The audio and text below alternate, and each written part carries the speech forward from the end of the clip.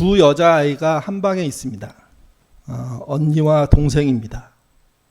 언니는 구슬을 가지고 놀고 있다가 그것을 바구니 안에 넣어두고 방을 나갑니다.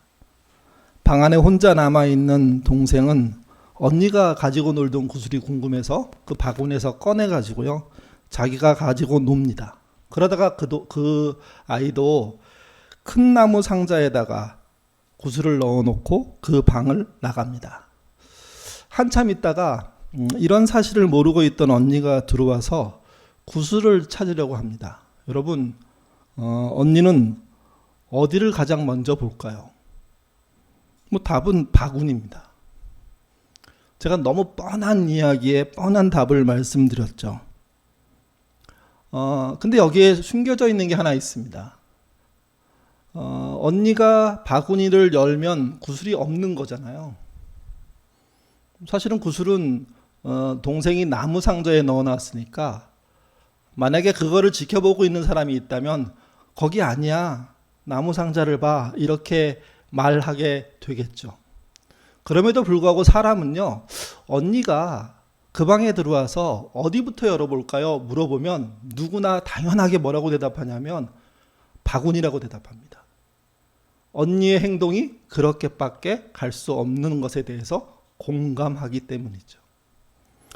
이런 것을 공감하지 못하는 나이대가 있습니다. 그 나이대가 4세 미만이라고 합니다. 물론 이거는 개인차들이 있기 때문에 어떤 아이는 5, 6세가 돼도 못할 수가 있고요, 어떤 아이는 더 빨리 할 수도 있지만 어쨌든 평균적으로 4세 미만의 아이들은 다른 사람들이 하는 이야기와 그 답에 대한 공감을 못 일으켜서 자신이 하고 싶은 대답을 할 수 있지만 일반적인 사람들은 그렇지 않다는 거죠.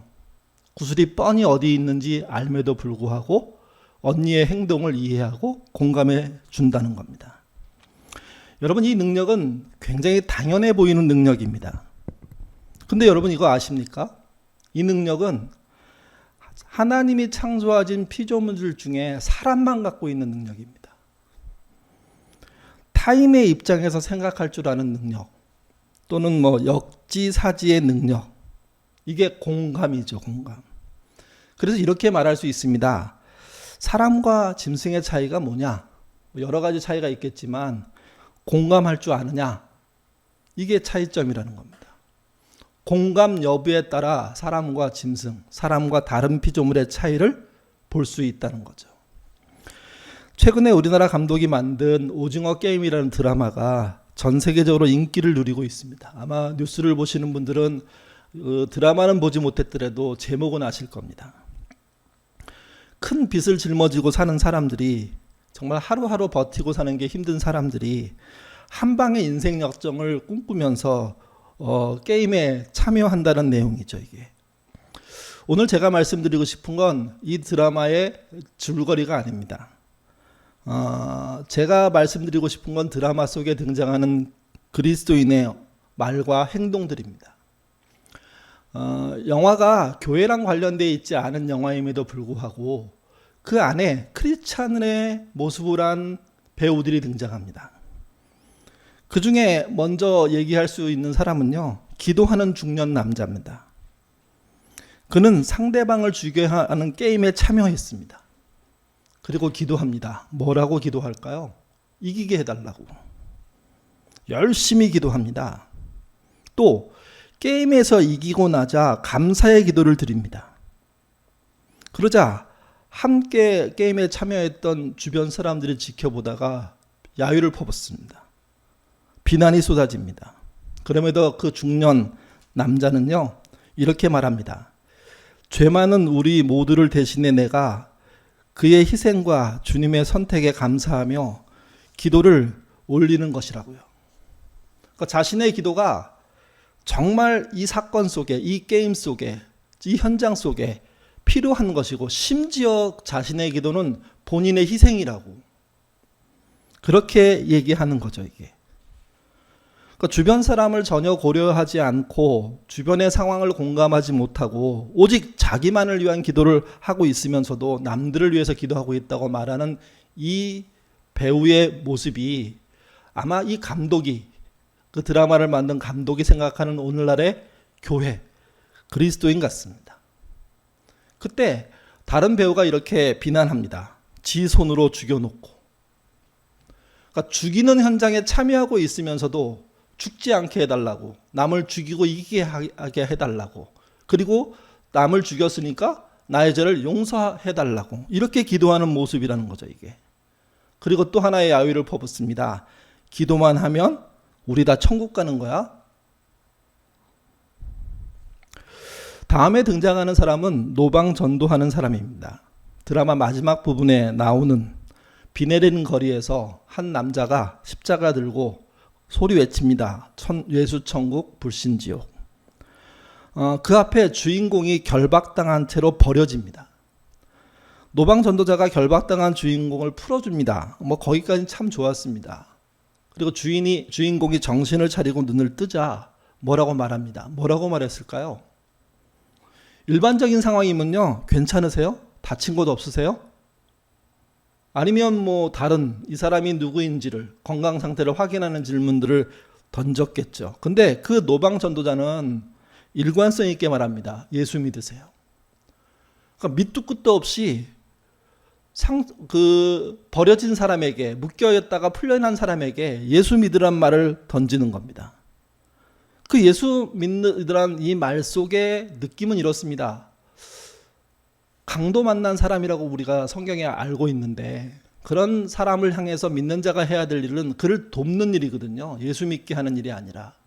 근데 그 예수 믿게 하는 이야기를 하면서 사랑은 빠진 상태로, 또는 자신이 하고자 하는 목적만 이루려고 하는 상태로 공감 없이 그저 어떤 구호를 내뱉는 존재, 이게 그리스도인이라고 얘기하고 있다는 거죠, 이게. 기도하는 중년의 남자와 노방 전도하는 기독교인들은 물론 그리스도인의 전부는 아닙니다.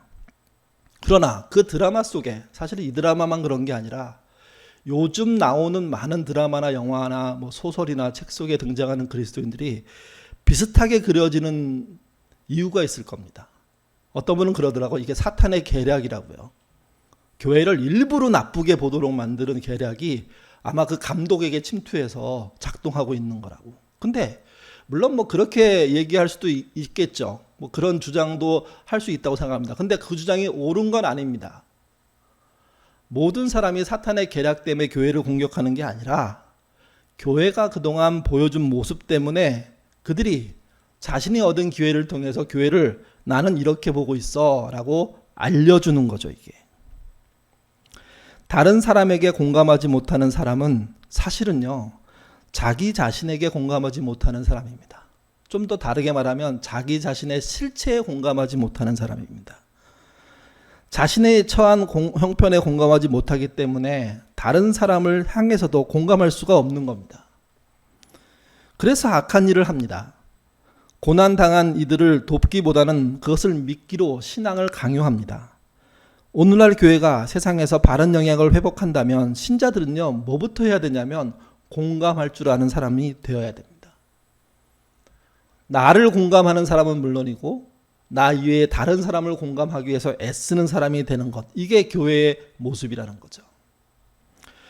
오늘 본문은 하나님의 공감, 응답을 통한 공감인데요, 그 공감을 통해서 정말 세상에서 못 누려봤던 기쁨을 누린 사람이 쓴 시입니다.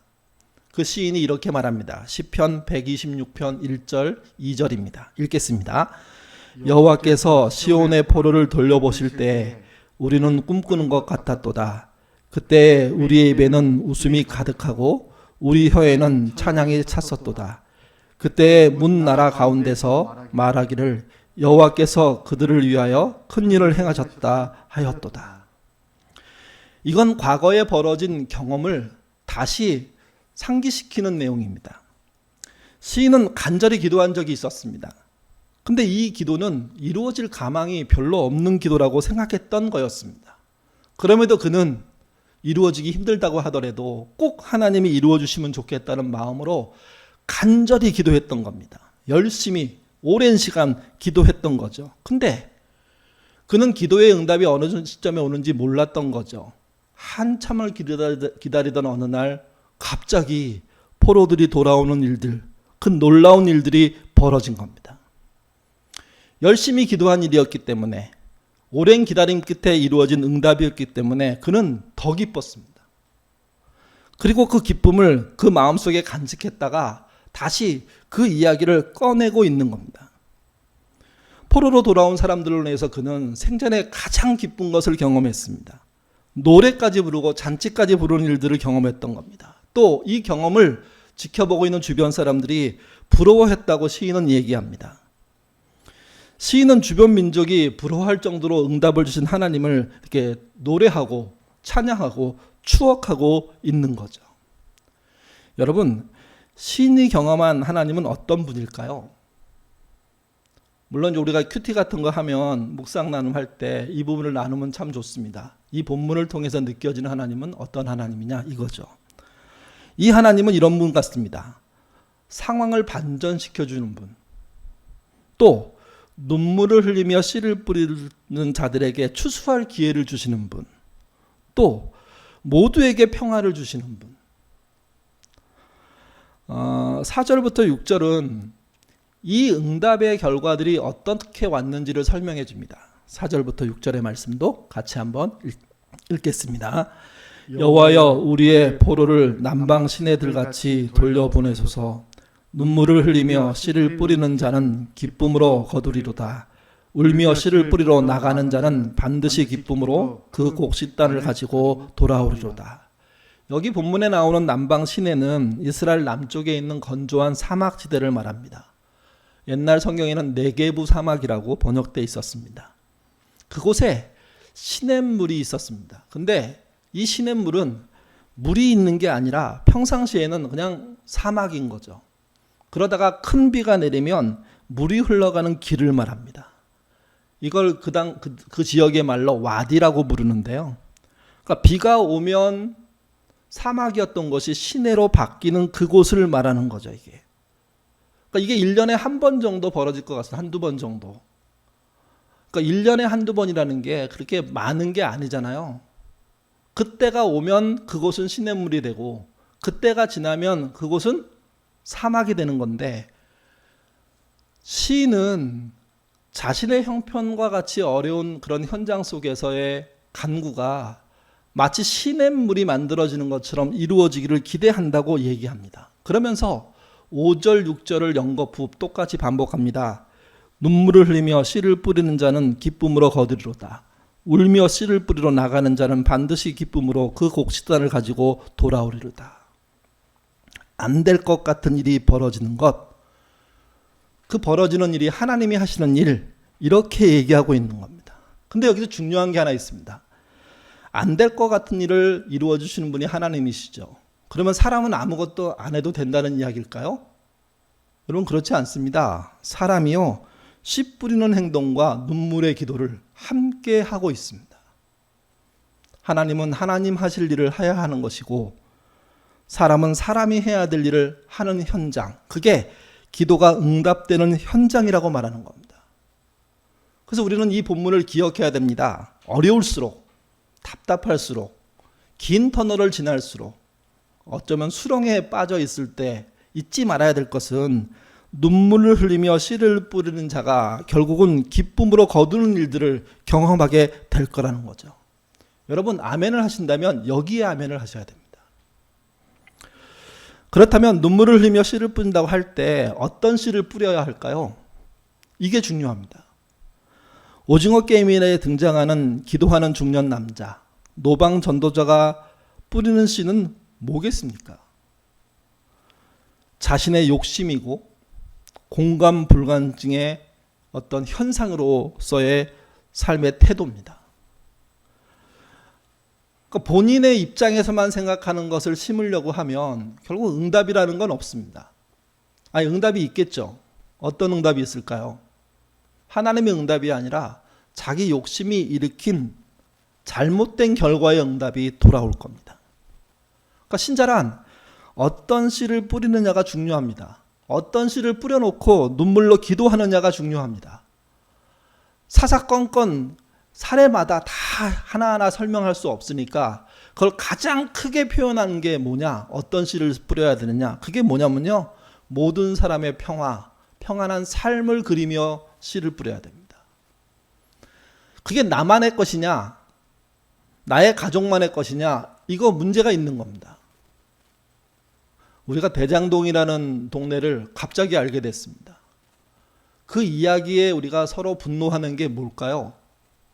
누군가가 자기들만 갖기 위해서 뭔가 작전을 했고 그 작전의 결과로 누군가는 큰 이익을 봤다는 거 아닙니까? 그 땅이 그들의 땅이 아님에도 불구하고 그 땅이 모두를 위해서 설계됐다면 그러면 그 많은 돈으로 더 좋은 일들을 그곳에 할 수 있었을 것이고 그로 인해서 그곳은 더 살기 좋은 땅이 될 수 있었을 거다라는 그림을 그릴 수 있었는데 그걸 막아버리는 일들이 벌어진 겁니다. 그래서 신자들이 뿌리는 씨, 그것은요 모든 사람의 평화, 평안한 일상이 돼야 됩니다. 구약은 이걸 이렇게 표현했습니다. 레위기 26장 3절에서 6절입니다. 같이 읽어보죠. 읽겠습니다. 너희가 내 규례와 계명을 준행하면 내가 너희에게 철따라 비를 주시니 땅은 그 산물을 내고 밭은 나무는 열매를 맺으리라.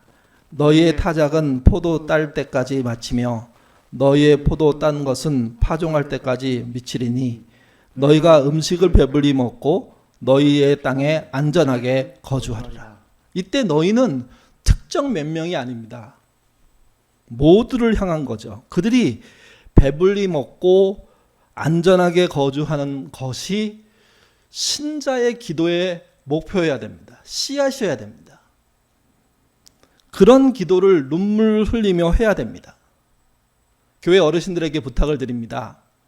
어르신들이 자신의 후손들을 위해서 기도하시죠. 그럴 때 잘못하면 이상한 기도를 하실 수 있습니다.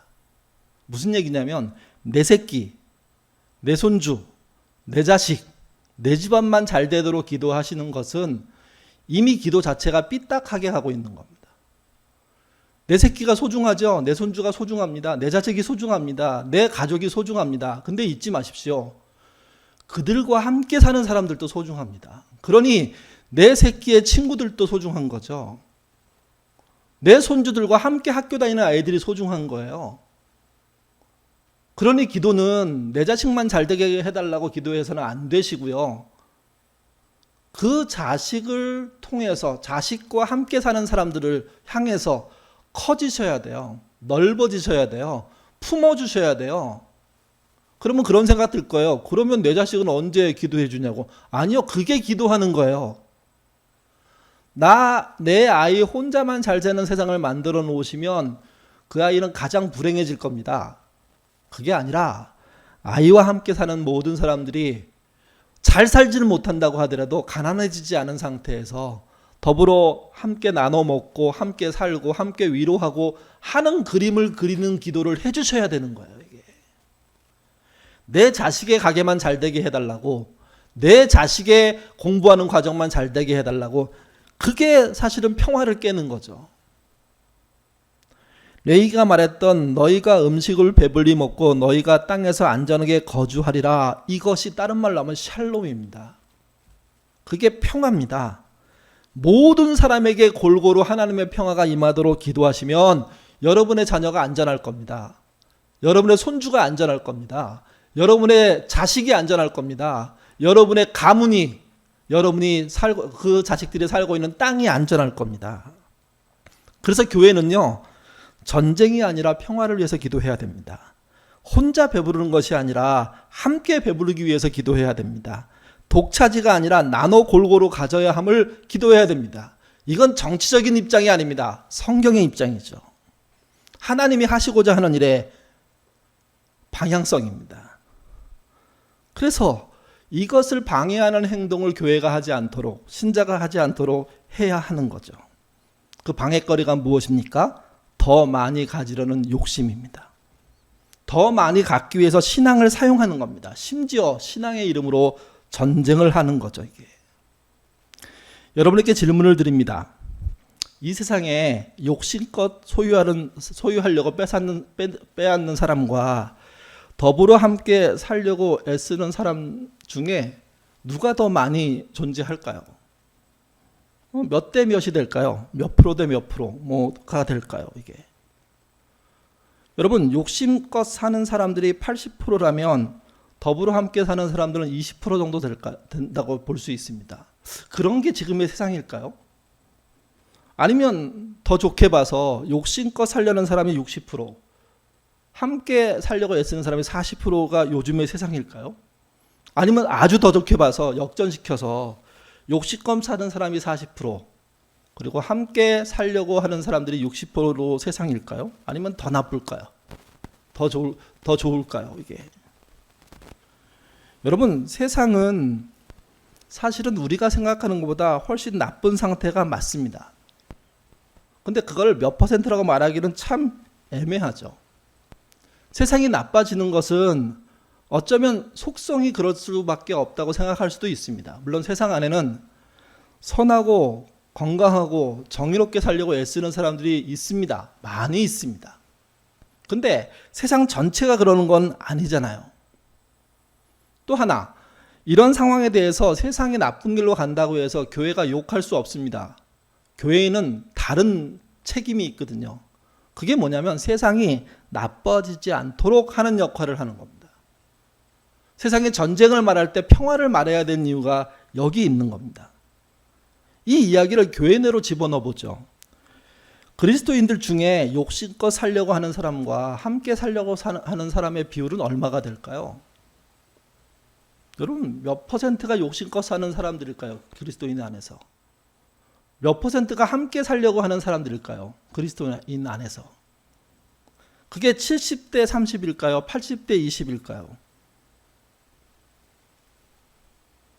교회의 문제는 그겁니다. 세상의 문제하고 이렇게 섞어서 보지 않고 교회끼리만 봤을 때도 교회가 세상의 축소판이라는 데 문제가 있습니다.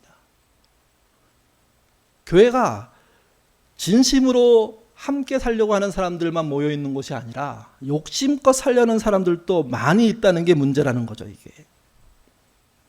하나님은요, 의인 한 명으로 세상의 판도를 바꾸시는 일을 하셨던 분입니다. 그럴 의도가 있어 보이십니다. 근데 여러분, 한 명이 아니라 만약 그리스도인을 요즘 아주 순수한 그리스도인, 개신교인들만 따진다면 한 500만 정도 볼 수 있거든요. 그 500만 중에 한 10%만 하나님이 말씀하신 삶, 함께 살려는 삶, 평화의 삶들을 추구한다면 세상은 사실은 달라질 거거든요. 왜 그러냐면 의인 한 명으로 또 세상을 바꾸시는 분이 그리스도인의 상당수가 세상과 함께 잘 살려고 애쓰는 노력을 하고 있다면 당연히 더 바꿔주시겠죠. 근데 문제는 교회 안에 함께 살려는 사람의 숫자가 세상 안에서와 같이 너무 희귀하다는 겁니다. 함께 살려는 노력들을 힘들어 한다는 겁니다. 제 생각에 만약에 그리스도인 안에서 10%만 하나님의 뜻을 쫓아 함께 살려고 애쓴다면 세상은 바뀔 거예요. 아니 5%만, 아니 3%만 돼도 바뀔지 몰라요. 문제는 우리까지도 욕심껏 살고 싶은 거죠. 욕심껏 기도하고 싶은 거죠. 내 기도가 욕심껏 이루어지기를 기대하는 거죠, 이게. 그렇게 되면 일어나는 특징이 있습니다. 타인에 대해서 공감할 수가 없는 겁니다. 마중물에서 말씀드렸지만 다른 사람과 공감하지 못하는 이유는 자기 자신의 실체와 공감하지 못하기 때문이라고 말씀을 드렸습니다. 그렇다면 자기 자신의 실체와 공감하지 못하는 이유는 뭘까요? 신자가 하나님의 마음, 하나님의 뜻에 공감하지 못하기 때문이에요. 하나님의 일하시는 방법에 공감하려고 하지 않기 때문이에요. 하나님이 주시는 것을 보지 않고 주지 않는 것을 갖고 싶어 하는 거예요. 하나님이 말씀하신 걸 듣지 않고 말씀하지 않는 것을 기다리는 거예요. 언젠가 하나님과 이야기하고 싶었던 사람이 있었다라는 글이 있습니다. 그 글을 천천히 읽어드리겠습니다. 언젠가 하나님과 이야기하고 싶어 했던 사람이 있었다. 그가 하나님께 말씀드렸다. 모세에게 하셨던 것처럼 가시덤불을 태우소서 하느님. 그러면 제가 당신을 따르겠습니다. 여호수아를 위하여 하셨듯이 성벽을 허무소서 하나님. 그러면 제가 당신을 위해 싸우겠습니다. 갈릴리 호수에서 제자들을 위해 그렇게 하셨듯이 성난 파도를 잠자게 하소서. 하나님, 그러면 제가 당신의 말씀을 듣겠습니다. 이렇게 기도한 다음 그 사람은 가시덤불 위에 성벽 가까이에 호수 근처에 앉아 있었다.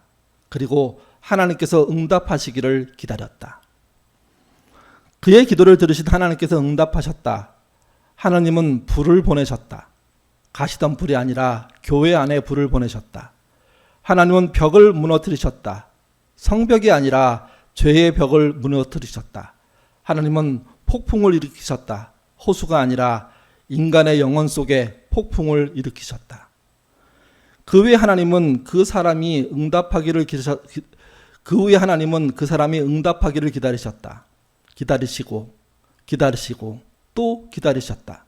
그러나 그 사람은 교회가 아닌 가시덤불을 바라보고 있었다. 자기 양심이 아닌 성벽을 바라보고 있었다. 영혼이 아닌 호수를 바라보고 있었다.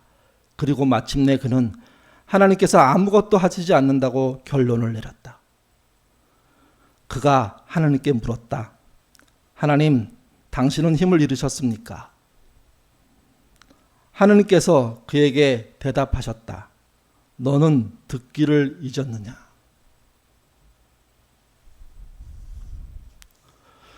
글 속의 주인공은요, 성경을 잘 알고 있는 사람입니다. 기도도 잘할 줄 아는 하는 오래된 그리스도인입니다. 그의 기도는 모세, 여호수아, 제자들이 받은 응답에 크게 공감하고 있습니다. 그런 그가 기도합니다. 그리고 기도의 응답을 기다립니다. 근데 놀랍게도 그 응답은 이런 겁니다. 자기가 정한 기도의 응답의 자리에서 조금도 움직이지 않고 자신이 원하는 방식의 응답을 기다립니다. 하나님은 모세의 가시덤불이 아닌 그가 속한 교회의 부조리함을 불태우도록 불러 응답하셨는데 그는 모릅니다. 여리고 성벽이 아닌 그가 쌓아놓은 죄악의 벽을 무너뜨리려고 응답하셨는데 그는 어느 감도 없습니다.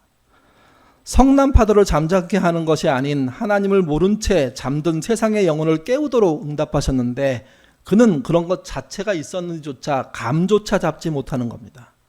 그러면서 묻습니다. 하나님 뭐 하시는 거냐고. 그런 그에게 하나님이 말씀하십니다. 너는 내 말을 듣고는 있니? 그러니 공감이 안 된다는 거죠. 그러니 자신이 정한 기도의 응답의 자리, 그 자리에서 조금도 움직이지 않고 자기가 원하는 방식의 응답을 기다리는 사람들이 얼마나 허송세월을 하는지 여러분 잊지 마십시오. 심지어 기도의 응답이 없을 수 있는 자리에 앉아서 그 본을 많이 쳐다보고 기다리는 그게 신앙일까요? 고집이죠. 그게 믿음일까요? 아니요. 그건 숭배입니다.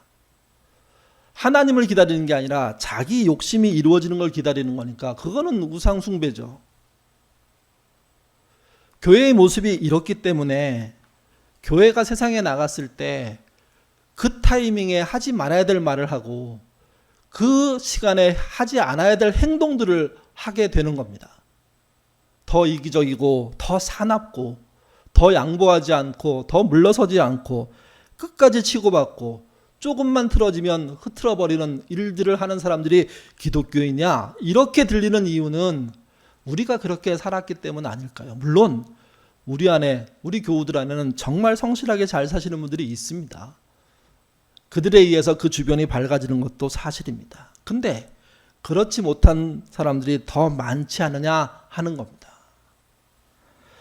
신앙은 하나님을 나에게 향하는 것이 아닙니다. 내가 하나님을 향하는 겁니다. 신앙은 하나님이 내 말을 듣도록 움직이게 하는 게 아닙니다. 내가 그분의 말씀을 들으려고 애쓰는 겁니다. 신앙은 나의 기도만 이루어지게 하려고 하는 게 아닙니다. 하나님의 평화가 이 땅에 이루어지기를 기대하는 신자의 삶을 살려고 하는 겁니다.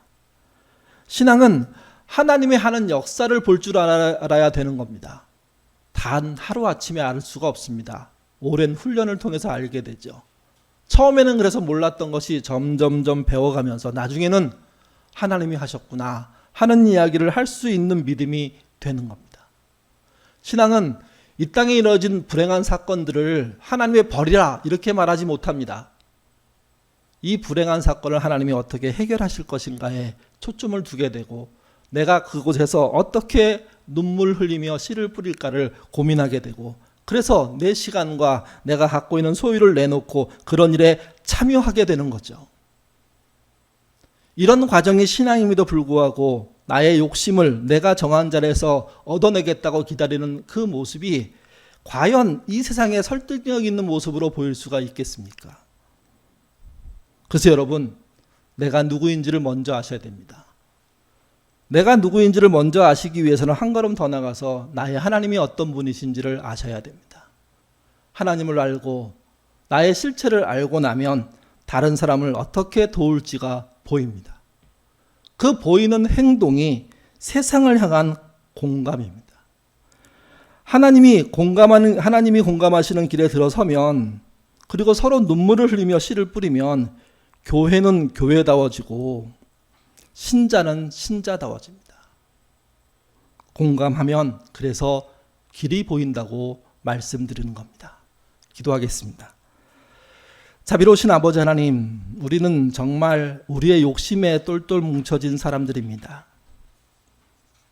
내가 정한 시간에 내가 받고 싶은 응답의 자리에서 내가 원하는 방식의 응답을 기다리는 그 이야기의 주인공이 바로 접니다. 하나님이 원하는 자리, 하나님이 원하시는 방식의 응답에 대해서는 모르는 게 저의 실체입니다. 하나님을 공감하지 못하니 나 자신을 알아보지 못하고 나 자신을 알아보지 못하니 타인에게 공감하는 건 더 불가능한 내 잘못된 삶을 용서하여 주옵소서. 우리에겐 끊임없이 주시는 하나님의 응답이 있습니다. 있었고 또 있을 것입니다. 그 응답 제대로 알아듣기 위해서 하나님을 먼저 바라보는, 그래서 하나님을 향하는 신앙 갖도록 도와주시고 또 그런 하나님을 향한 신앙을 가지고 내 주변의 사람들의 마음들을 들여다보는, 공감할 줄 아는 신앙인 되도록 인도하여 주옵소서. 하나님께 공감하는 길에 들어서야 서로 눈물을 흘리며 씨를 뿌리는 것이 의미가 있고 교회가 교회다워지고 신자가 신자다워지는 변화의 역사를 볼 수 있습니다. 그런 길에 동참하는 제가 되도록 인도하여 주옵소서. 공감하면 길이 보인다는 이 이야기를 잊지 않고 공감부터 하려고 노력하는 제가 되도록 인도하여 주옵소서. 감사하며 예수님 이름으로 기도드립니다. 아멘.